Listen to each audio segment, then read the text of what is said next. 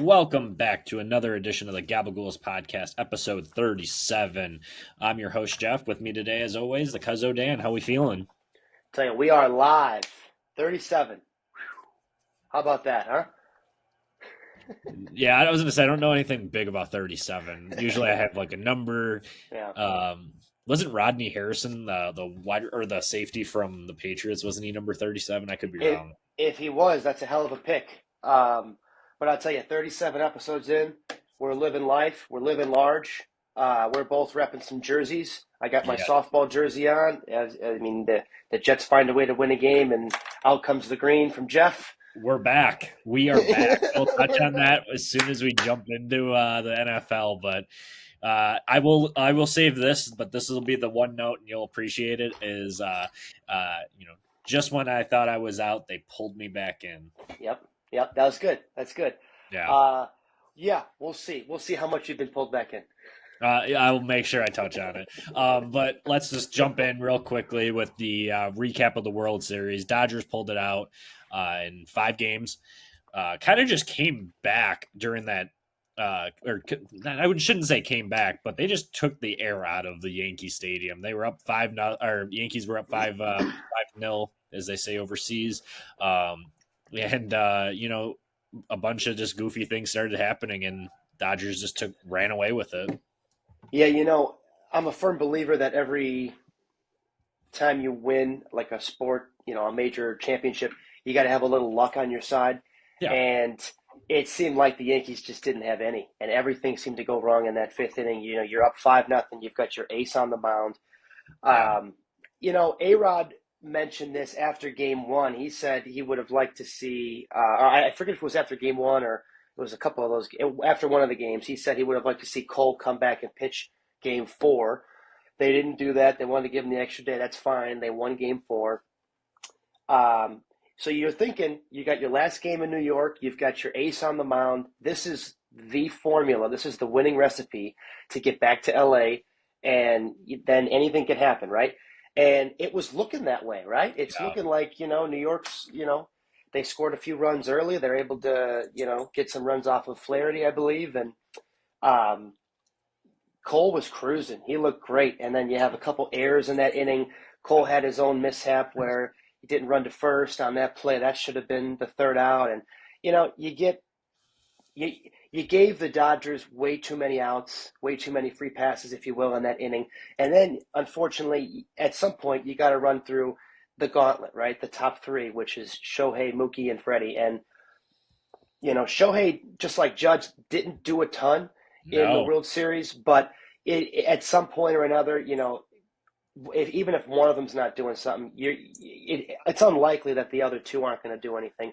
Mookie did well. Freddie, we all know, was freaking unbelievable. So I think Judge hit a home run that game too in game 5, and that's when I thought, I'm like, we might actually have a series if Judge can get this going and they have a shot here.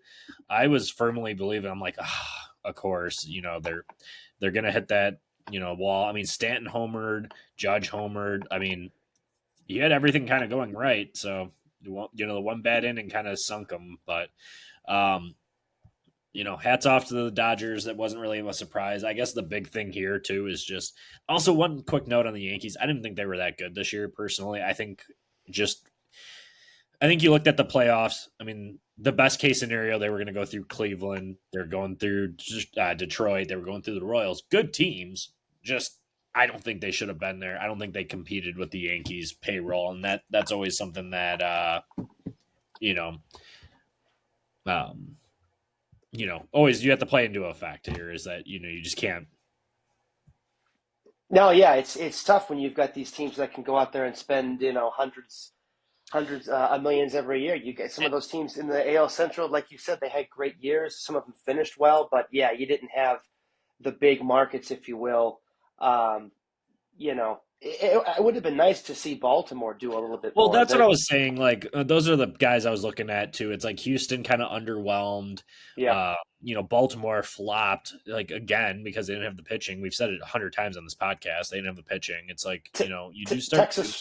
Texas, not to cut you off, Texas wins the World Series 2 years ago. This past year, They don't even make the playoffs. So that's another team, a couple of those big juggernauts, if you will, from the AL, right? They don't make It's it or just they just didn't have a great year. yeah, and then the Red Sox weren't the Red Sox that we know. A lot of the teams that you would roughly put in that battle that would beat the Yankees, they just weren't there this year. So, I mean, it doesn't matter. Dodgers won, and they're probably going to win next year. I did put a future bet out there already on the Dodgers. I mean, Shohei's pitching, and then if you have Yamamoto healthy for the entire season, I mean, they're not. They're only going to go get better. That's the scary part. And they're free agency. They're talking about getting Soto. If they get transitioning into free agency real quick too is like one of the biggest hot tickets is the Yankees Juan Soto. I mean, the dude's 25, probably arguably the best hitter in baseball currently. Most patient, can literally drive it out. And the problem is that if he gets 800 million, Oh my God. the Dodgers just defer it. I don't know why. Yeah. Like, I mean, it's just baseball will get ruined if this doesn't happen. They need Yeah. to put a cap on it and limit the teams Agreed. from doing it. Well, what they need to do is kind of what hockey does. Hockey has a floor. So, like, for hockey, you can't just be like the worst team and have no money whatsoever. Like, you have to hit a certain floor. So, for instance, like Arizona, they moved to Utah now. But what Arizona used to do, and the Blackhawks were notorious for trading with them, is if like a player aged out or retired and they had like them still on the payroll, what they would do is they'd trade them to Arizona with like a pick or something, just so they could sit at the certain floor for the season.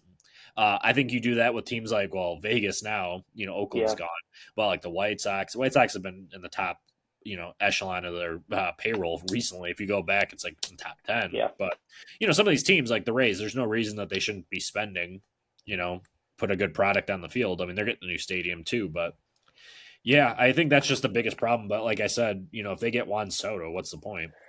That's an interesting idea, but just touching on Soto and the Dodgers too. I mean, yeah, I've heard the rumor that the Dodgers are, going to try to go for Soto, as I'm sure many other teams are.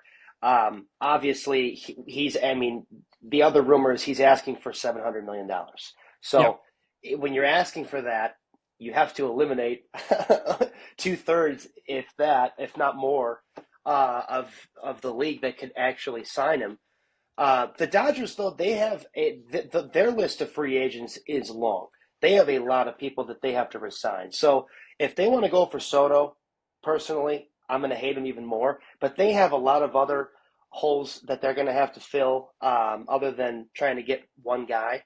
And people will take discounts to play with them. I mean, honestly, if you have the top three that you already have with the Dodgers, and you slot Soto in there, maybe Teoscar too. I mean, you don't need a whole lot. I mean, they did it with Kiki Hernandez, Chris Taylor, all those guys. You know what I mean? So it's not really far fetched for them. People will take discounts, and plus they'll just get like mid-level players to fill in at shortstop or second base if they need to, or they move Mookie wherever they need to. Because when's the last time? I mean, Max Muncy, but like when's the last time he was even relevant? But they haven't had a solid third baseman in I don't know how long. They might find some players, some role players, to take some discounts, but Soto's not taking a discount. He's 25 or 26, and he's like he's asking for Ohtani money. I know he's a few years younger than Ohtani, maybe 4, but how can you ask for $700 million when Ohtani got that because he's a two-way player?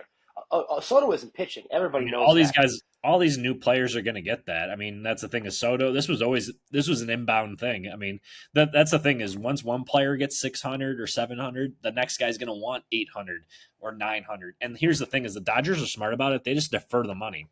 So, you'll play for $100K this year and we'll just defer you $800 million. Like, it's insane. And that's what they're going to do.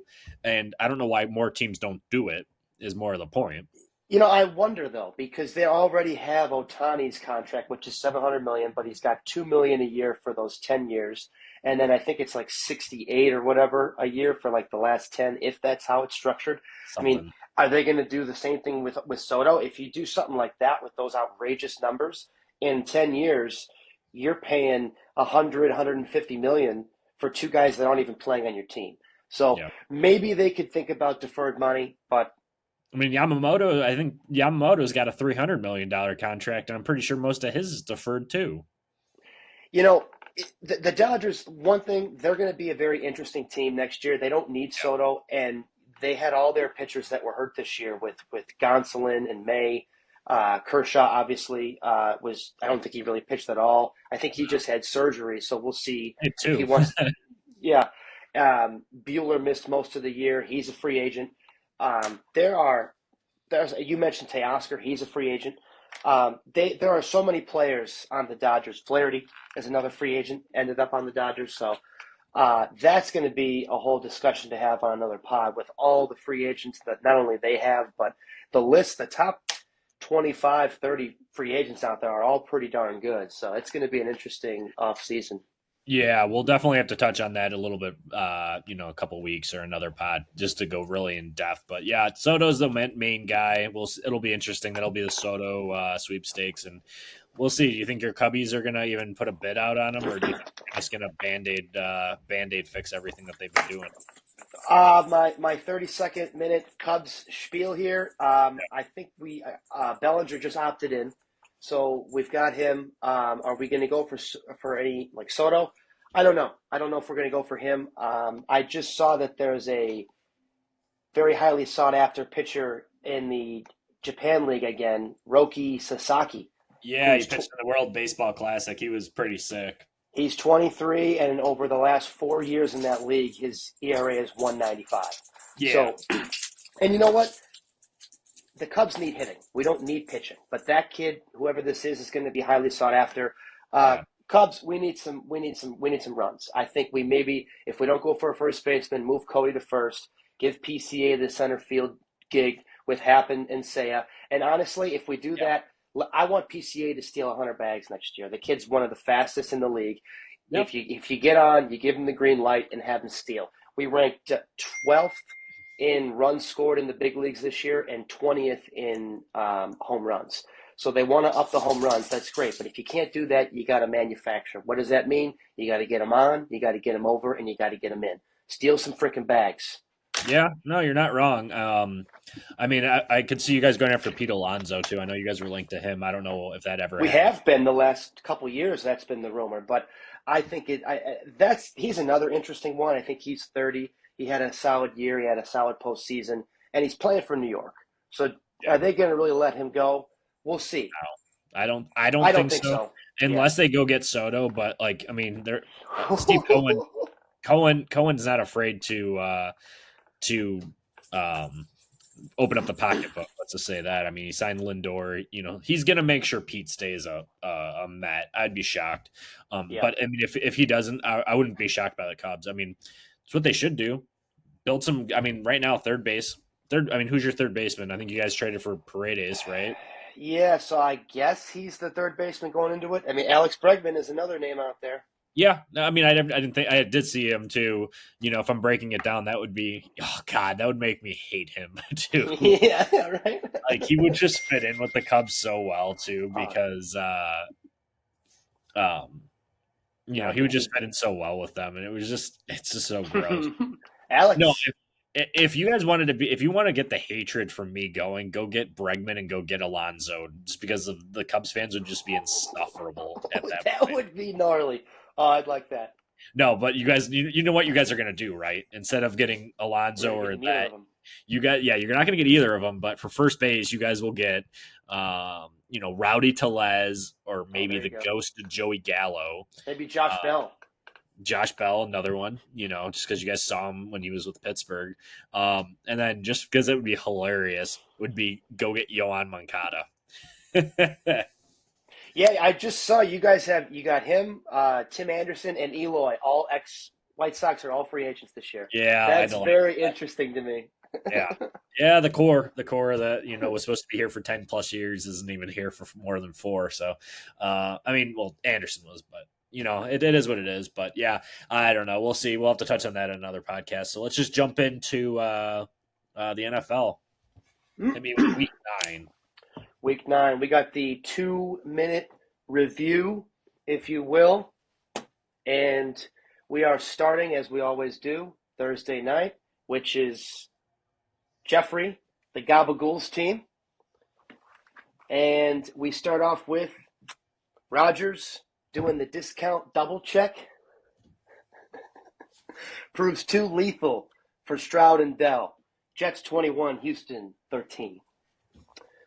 Then we go to Carolina, where the Panthers say, meow, as they go for the kill. Grab second win over one-man show Alvin Kamara. And that was 23-22 Carolina. Yep, heck of a game. Jaden commands Giants to kneel before thee and improve to 7-2. 27-22 Washington. This is a good one. Hawk Tua looks good, but Josh Allen's mustache and the Bills muster up enough for the dub. 30-27 Bills. Chargers ask, hey, what's that smell? Oh, it's just 3-pick Jameis and the Browns. 27-10. Here's a good one. Oh, Rudolph, with your nose so bright, won't you guide this sleigh tonight? He will. Very festive. Titans win in overtime. 2017. Woohoo, mama. Kirk puts his captain hat on in Hotlanta. Leads Falcons to 6th win over America's favorite team. 27-21. Falcons. This is a good one. Burrs Bengals begin boisterous beatdown of Raiders. Win 41-24. Yep, right? Honestly, I had to practice that one a few times. Hey, practice makes perfect. Lamar gives King Henry and Zay their flowers as Ravens wallop Broncos 41-10.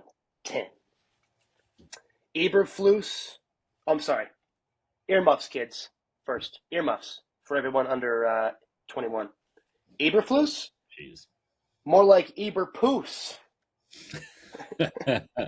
Arizona spanks the Bears 29-9.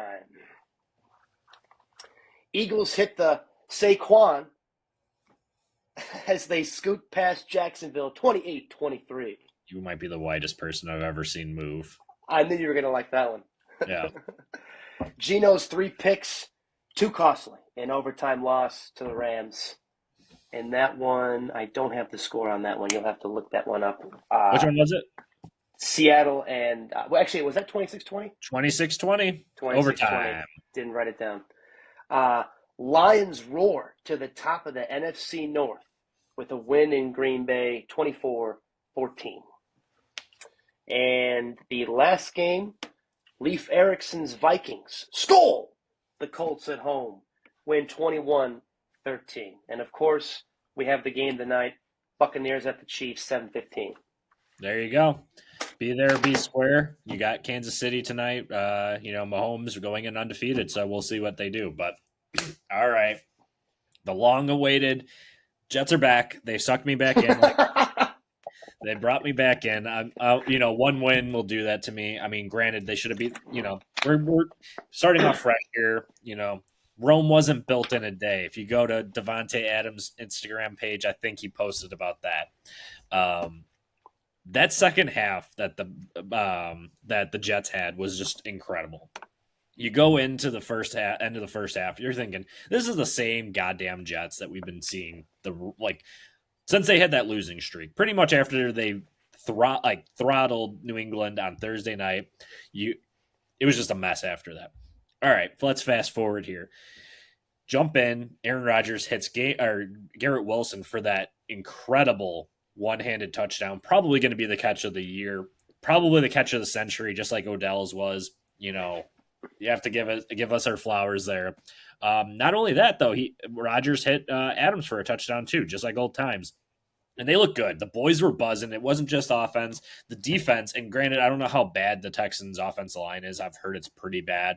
But still, you have to have a good defense to take out C.J. Stroud. And that's what they did. That defensive line was all over Stroud pretty much the entire game.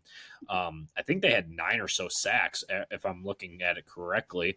I'll try to pull that while I'm talking, but yeah, it was just incredible to see just like what the Jets actually could be. I mean, Devontae Adams went off for 7 for 91 and a touchdown, so you had everything in front of you. No, you know what? This was a very encouraging week for a Jets fan like yourself. You beat a team in the Texans who has been rolling pretty much all year. Obviously, they've been banged up a little bit. And he really only had, when I say Stroud, he really only had Tank Dell to throw to. You look at the stat sheet, whatever, and Terrible. it was Tank Dell, and that was it. So, getting back to the Jets, though, we know they have a good defense, right? That's kind of what they're supposed to be built on. You built this team around Rodgers. You gave him his buddy Devontae, and like you said, with him and Wilson, when you have those two guys, I mean, you'd have to. Those two are probably two of the top 10 receivers in the league. I mean, when you have both of them on offense, you can't. I mean, it's tough to guard both of those guys at the same time all game. So you're going to have those two. I mean, I hate to say it, the offense should be really good moving forward. I mean, play calling or not with those guys. Yeah, I think whatever they did out there, that ironed it out at halftime. Whatever was said in the locker room, they fixed it. I mean, they had 8 sacks. I mean, I felt like the game was actually a lot. Like, I mean, Rodgers had 3 second half touchdowns, which is great. I mean, they should have been up by more. They did have that goofy rookie mistake where the guy Corley scored the touchdown, but he dropped the ball before he crossed. So it should have been more. But yeah, I don't know. Texans don't look good. I mean, Collins will be back, I think, soon. But we'll see what they do. I mean, it's going to be a boat race, and the Jets' schedule coming up is actually pretty favorable. They can get a couple wins here, and then if they can go in and maybe split the season series with Buffalo, and then you sweep out Miami, you have a good chance. I mean, you're putting yourself in that wild card. I mean, there's going to be a couple teams, specifically the Jets and Cincinnati, that are going to be right at the end with the wild card, I think. Yeah, that's basically it for the Jets. Good to see, though, that the boys were buzzing on defense. And their defensive secondary has been pretty banged up. DJ Reed's been out. Michael Carter the second's hurt, and Sauce got pretty nicked up, too. So a couple of the big plays that you saw, I mean, I think they're all playing hurt right now, but win's a win, 8 sacks. Let's move on. Win's a win. Yep, exactly. Let's just touch on Dallas at Atlanta. 27-21, you said Atlanta won. That game really wasn't as close as this score might actually show. Dak did get hurt in the second half. I guess he really hurt his hamstring. I got the news out today that he's going to be out for a couple weeks. And then CeeDee Lamb has a week-to-week injury with the AC joint. So going forward, they're not going to be, they're going to be banged up. And, for those fantasy owners, Lamb pretty much just became useless for a couple weeks without Dak. Yeah. We'll see what happens, but I mean, that team is a bigger mess than the Bears and the Jets combined. I think that's actually pretty funny to say. Yeah, Dallas has got to be done now with Dak missing multiple 100%. weeks. I got the report. I don't know if they're going to put him on IR, but it sounds like he's going to miss at least a couple weeks. And no offense to Cooper Rush or Trey Lance, but you lose your big quarterback, and you're already. I mean, I don't know. I don't think I have their record written down, but I know they have a losing record. So they're done. They're done. Yeah. This is how it is every year with Dallas. Everybody wants to get excited on the talk shows with the Cowboys, and they're done. I think this year was like the first year in a while that they actually counted the Cowboys out pretty early. They're 3-5. Commanders are pretty dominant this year. The Eagles, in spite of their coach, they're kind of winning. But yeah, not good for them. But on the flip side, the Dirty Birds kicking ass. Kirk Cousins going to win Comeback Player of the Year pretty easily. Bijan got involved. Drake London scored a touchdown, but then he got hurt with a hip pointer. Hopefully he's back. Obviously, I need him on my fantasy team. But yeah, it's pretty much it. Bijan looked good, though. Yeah, when Kirk is rolling and this team is doing their thing on offense, they look like they can go toe-to-toe with just about any other offense in the league. So if you're a Falcons fan, I think they're sitting at 6-3. You're looking pretty good. Yeah. Moving on. Buffalo, finished off Miami with that game-winning field goal. It was like a 61-yard shot. At halftime, it was funny. I put out on our TikTok page, I made a meme of Josh Allen. You know that Woody from Toy Story meme or GIF where he's like shaking the magic 8 ball, and it says "Don't count on it."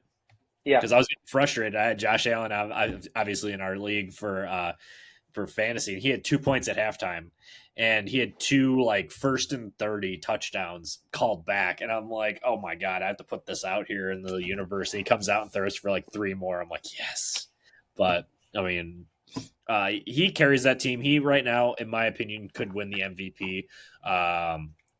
It would be tough to win it over Lamar or Derrick Henry just because of what they're doing with Baltimore. But Buffalo's doing it without Stephon Diggs. All these questions that they had at the beginning of the year, they're doing it. So I don't know. Miami's a weird team because, for instance, you would think Tyreek Hill and Jalen Waddle, I think it's Jalen Waddle, would actually do something, and they're abysmal right now. Having Tyreek in one of my fantasy leagues too, it's like, we waited on Tua to come back, and it's like we're not doing anything. All he's doing is feeding Devon Achane. So, Yeah, that you would think, Miami needs. They've got the skill players, right? You just need the quarterback to get them the ball, and I know this week Waddle had one or two catches for like 6 yards, or was it maybe negative? He did like what nothing. what happened was is he had a touchdown, and he had he lost 23 yards on like his second reception. So it was the weirdest like transition, but I know I saw like a little meme of it too. It was like, oh, going into like the last minute he had that, and then all of a sudden he lost like 23 yards. So that's upsetting. I've had that happen too, but Buffalo's yeah, a good team, though.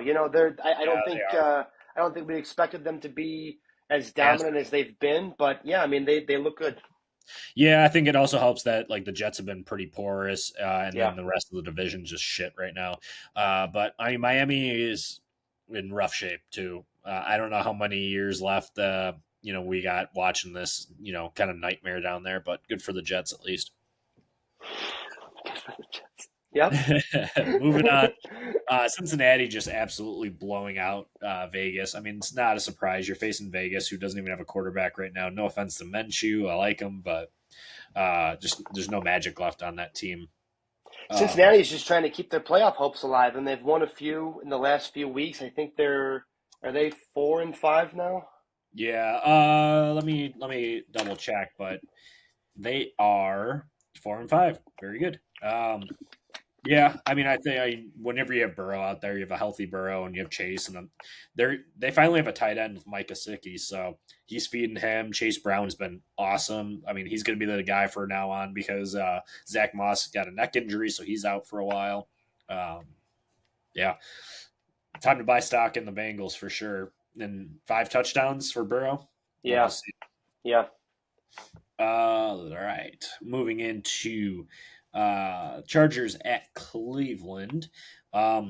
Justin Herbert has been awesome. I think the last 2 weeks I've finally seen either the playbook has opened up for him or they're doing a little bit more with the passing game because Quentin Johnston's got involved, Lad McConkey got involved. You're starting to see the passing touchdowns finally translate. So it's good to see for him. Yeah, he's been good, and Dobbins, I think you mentioned his name a few weeks ago, and he's actually been healthy, and he's had a really good year. I think he had 2 touchdowns this week, so yeah, that team looks good. I mean, they got the biggest man on earth, Joe Alt, to protect Herbert, and as long as you protect him, you can see you see what he's able to do. So yeah, absolutely.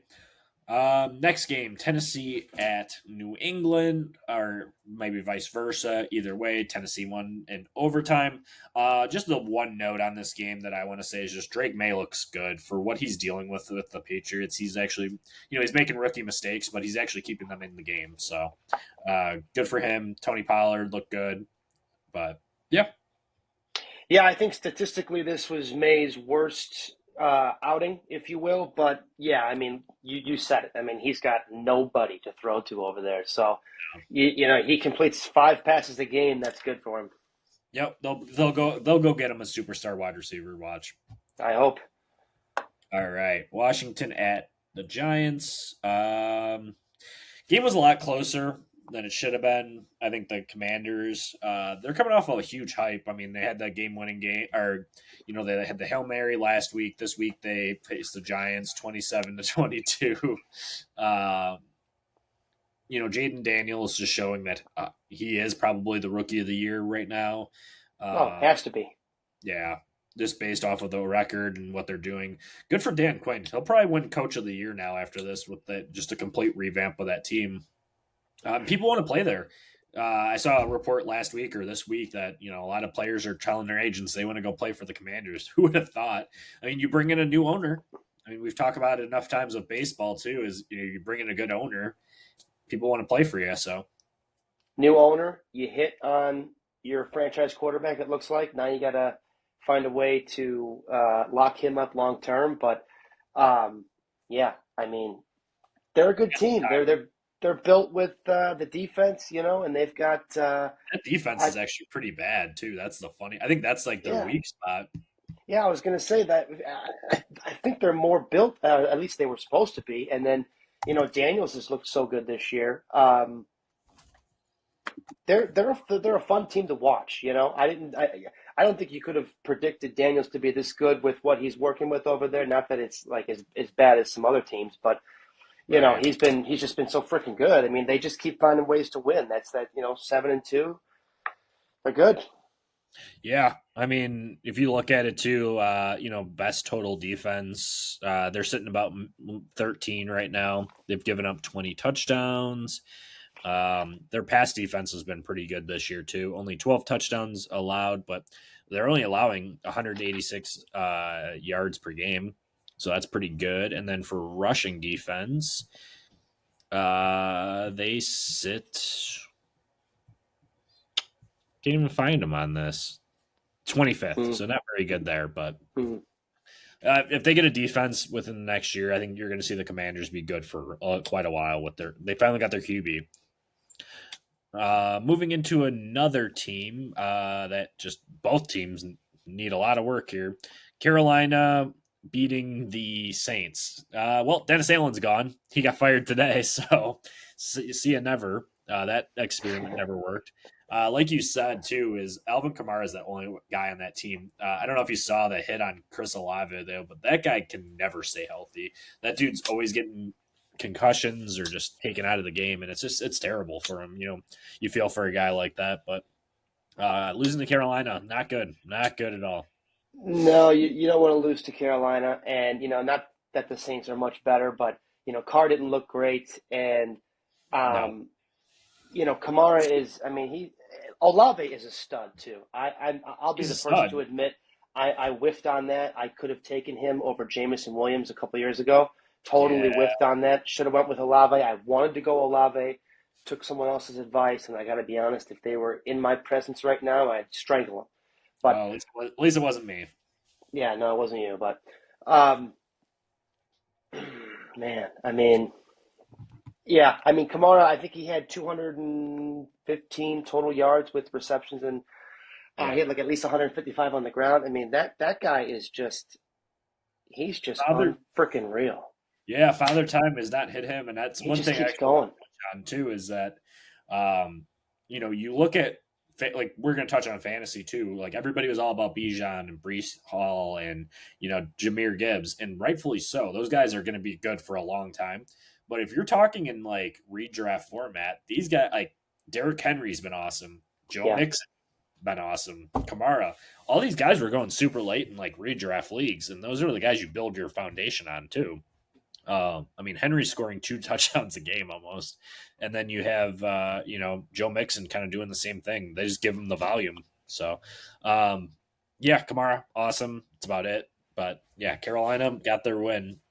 Moving into, like I said, Derrick Henry and Lamar Jackson, Baltimore Ravens, 41-10 over Denver. Not a surprise. Denver is not that good of a team. Baltimore really exposed them. Baltimore is that good of a team. They might be the team that if the Chiefs, I don't even know. they just seem to find a way to win. But I mean, Baltimore has a chance. They went out and traded for Deontay Johnson. He kind of filled that role, got fed, and then you had Zay Flowers kind of go off in this game as well. There's good, well-rounded teams, but I think once you break down like a good defense like Kansas City, um, you'll see in the playoffs that Baltimore might slip up a little bit. But I mean, they're a Super Bowl favorite, that's for sure. I don't know who mentioned it a couple weeks ago, but this year when they, the first few weeks they weren't feeding Henry. Now you're seeing Lamar. I mean, I think he threw the ball 19 times in this game, and because you're able to feed guys like Henry, and you don't have to have Lamar try to throw it 25, 30, 35 times a game and then have him try to run it, 10 more times. You've been able to take a lot of that pressure, a lot of that load off Lamar. And I'm not necessarily a big Baltimore fan, but Yeah. you know what? You mentioned it. The Chiefs are finding ways to win, but Baltimore has gotten so much better as the Yeah. season's gone on, feeding Henry. And the Chiefs, we've all mentioned it. I don't think they're scaring teams like they were the last couple of years. Offensively, something's not there. They're still finding ways to win. Defense is there, and then they have Yeah, Mahomes. That's the Mahomes factor will always forever be the difference maker. And until basically the only way to beat the Chiefs is don't beat yourself in the last 2 minutes of the game. So don't hit they, them. You can't touch them.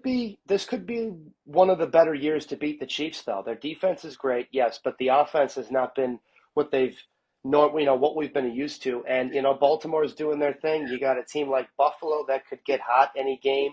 Yeah, You got some of these other teams. I mean, we'll see. I know still some I'm time. dreaming here, but you Still know, some time, but yeah. yeah, definitely Baltimore would be a team to do it though. Moving into the afternoon slate, we got Philly or Jacksonville at Philly. Uh, Philadelphia squeaked away with one. Barkley looked amazing. Yep. That play, you're gonna have to look it up if you're listening as well, where he dodged a defender jumping backwards over him. I couldn't believe it. I was like, "Oh my!" Because he like juked out two other defenders and then pulled that out of like rabbit out of his hat. It's great to see because being a Saquon Barkley owner in fantasy too, it's kind of nice to see that like he is getting fed like that. The only thing that sucks is that stupid Philly brotherly love shove or whatever you want to call it, because Hurts The gets tush all push.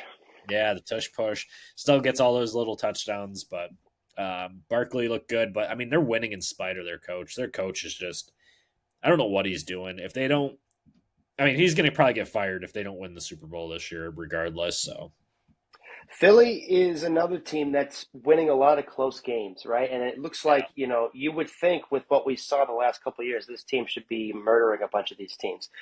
Jacksonville's gotten better the last few weeks, but this is a game where Philly probably should have won by 10, 15 or more, maybe 20, and, you win by five. there was a Still couple won. missed. They went for it, like they went for two a couple times, and they end up missing on that too. So, you know, we'll see. We'll see if they start getting a little bit more conservative with that. But Sirianni might be on his way out. Jumping into Arizona or Chicago at Arizona. What a boring game that was. Like really, that was on the fourth screen, and that one was in the corner on mute because that was just a On the terrible game. fourth screen. Uh, I was going to call him Eber lose instead of Eber flus. So I liked yours a little bit better, Eber poop or whatever you said. Eber Poos. Yeah. He needs to be fired. We knew this going into this season that this was always a possibility. We said it off season that you should have started off with a new coach with Caleb. Poor Caleb's just getting he almost got hurt. They lucked out that his ankle's fine, but there's not their play calling's kind of boring. They don't really do a whole lot against them, and just in reversal, like they're not doing anything to stop the run really either.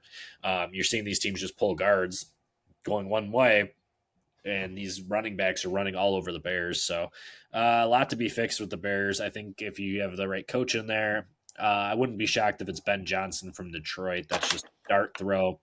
Probably one of the better situations to take over, unless you want to deal with the Jets mess. But you kind of don't want to do that. But that would be a selling point for a lot of these coaches. But yeah, Bears. Playoffs are dead. I mean, you could kind of put the done chain on the Bears now. I mean, they're 4-4.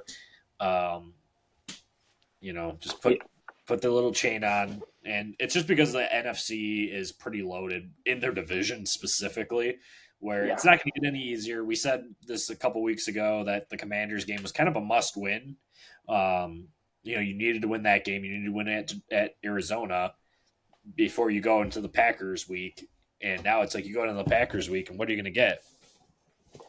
Yeah, this was the foreshadowing that I was, you know, alluding to a couple weeks ago. You're sitting at 4-2. Um, the Hail Mary that you lose, you got to try to take it on the chin and move on, and then you come out here and you lay an egg against Arizona, who is a team that can look good one week and shit the other. So, Yeah. similar to the Bears, that's what we do. We can look good one week and then lay a fucking egg. So, yeah, you said it. The playoff hopes are dead. Even if the NFC wasn't that good in our division, for crying out loud, every team is. I mean, Detroit just jumped to 7-1 and they beat Green Bay.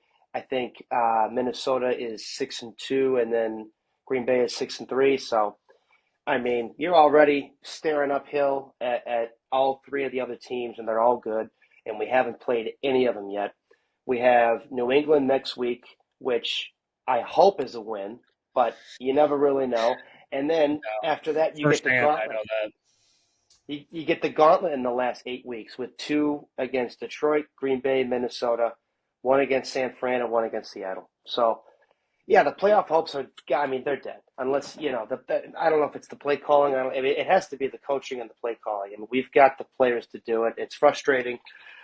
We could sit here all day and talk about that with the heartbreak for your team and my team. We'll see if your team has enough juice left in the tank. But Yeah, we'll jump on them again real quick before we close out. But moving on to your division foes with Detroit at Green Bay.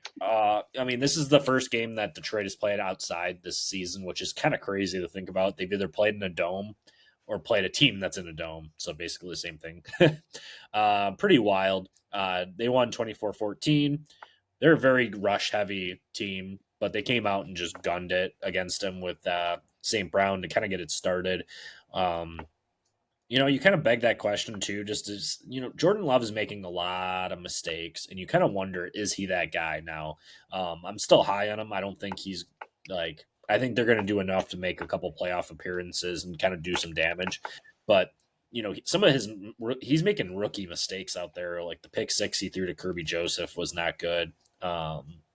He's got to know better. But I mean, to go to Green Bay, that was a notorious kind of losing spot for Detroit, and just kick the shit out of them pretty much that entire game. They got that last touchdown pretty much in the last minute of the game, last 2 minutes of the game. So it was really that close from there. But Detroit is that good even without Aiden Hutchinson. So big picture, Detroit's really good. Minnesota we'll touch on in a little bit, but yeah. Jumping into the Rams at Seattle, that was a fun game to kind of watch because that was like the last game on. Went to overtime. Matt Stafford, man, we kind of said it. This is the time to turn it on. And Nakua got kicked out right at halftime for punching a guy, so that wasn't good. But Stafford found a way to win. Got those 2 touchdowns to Demarcus Robinson. We got to mention Demarcus Robinson's name. I think he caught a touchdown last week, and then he catches 2 this week. So, on an offense where it's dominated when healthy by Kupp and Nakua, and then Kyron, I don't know.